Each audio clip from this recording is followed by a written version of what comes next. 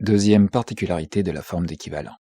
Le travail concret devient la forme de manifestation de son contraire, le travail humain abstrait.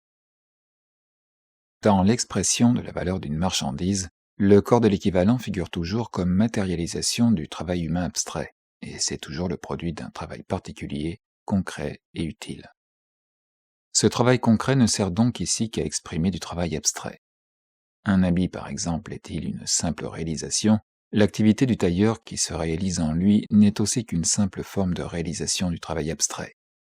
Quand on exprime la valeur de la toile dans l'habit, l'utilité du travail du tailleur ne consiste pas en ce qu'il fait des habits, et selon le proverbe allemand des hommes, mais en ce qu'il produit un corps, transparent de valeur, échantillon d'un travail qui ne se distingue en rien du travail réalisé dans la valeur de la toile.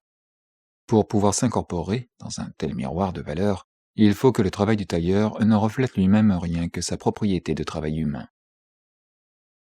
Les deux formes d'activité productive, tissage et confection de vêtements, exigent une dépense de force humaine. Toutes deux possèdent donc la propriété commune d'être du travail humain, et dans certains cas, comme par exemple lorsqu'il s'agit de la production de valeur, on ne doit les considérer qu'à ce point de vue. Il n'y a là rien de mystérieux.